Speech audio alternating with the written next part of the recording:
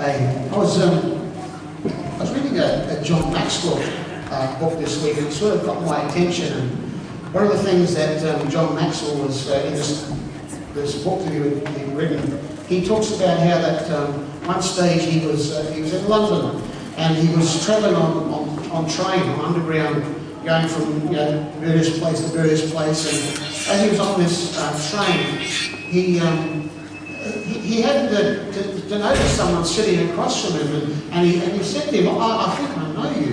And this young man said, yeah, I think you do. I think we grew up, in the same area, that came from the same school. And it turned out this young American guy was living in London, and so John Maxwell said to him, well, what brings you to London?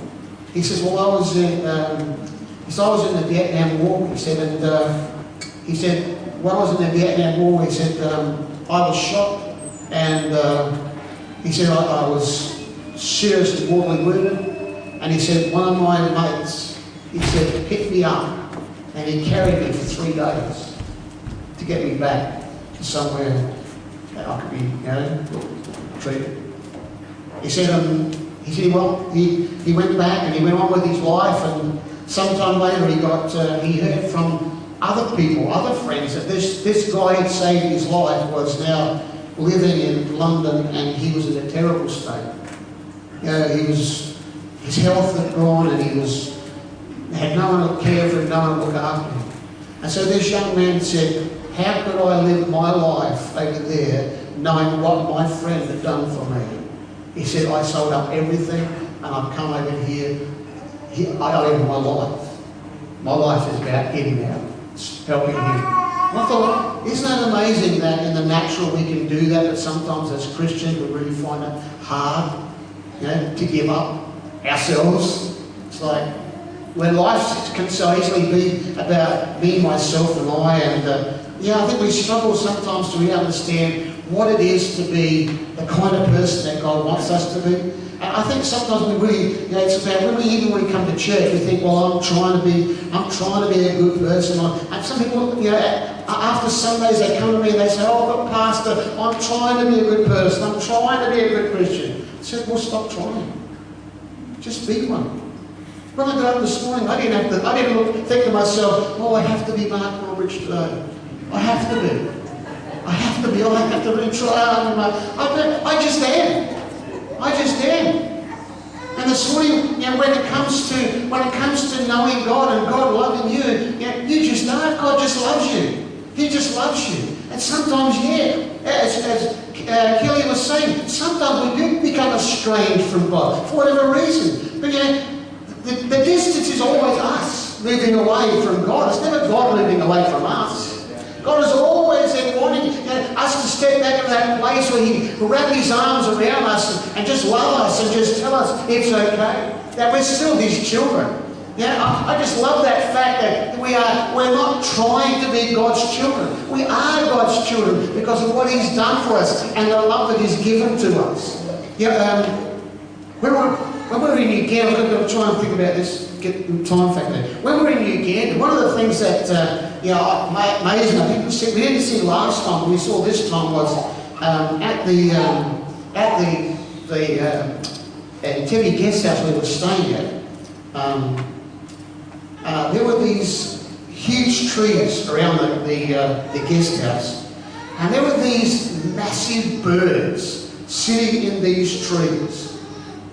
Massive, and every day they would come, they would fly in there, and they would just literally rip the tree apart. You could actually see where some of these birds had been in one of these trees and had taken the tree down 6 feet on one side, and then they'd start on the other side of the tree.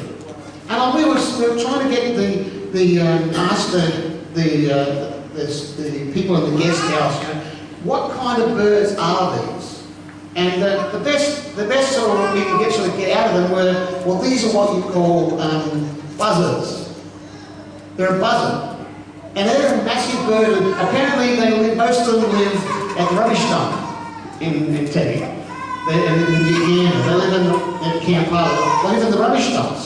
And they live by the lakeside there, and they come to the trees to strip the trees and then go back and build a nest. But they say that if you put one of these birds in a pen that's 6 feet by 8 feet, and that's entirely open at the top, in spite of its ability to fly, that bird will become an absolute prisoner.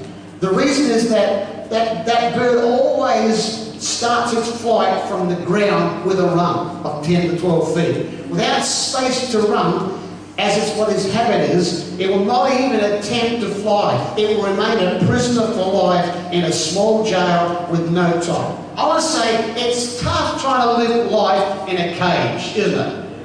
But sometimes I think even as Christians we can find ourselves doing that. We can begin to live life in a cage.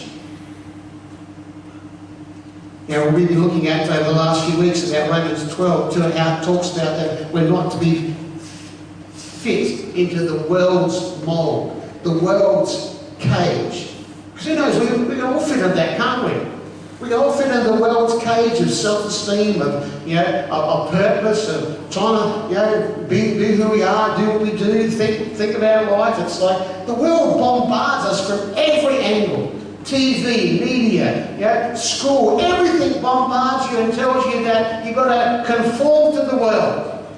You do, don't you? I mean, you got out of bed this morning, you put clothes on. Why? Because it's like one of those things you got to conform to. I mean, it'd be a pretty scary thing if everyone started not wearing clothes. And there are some things you need to conform to, isn't there?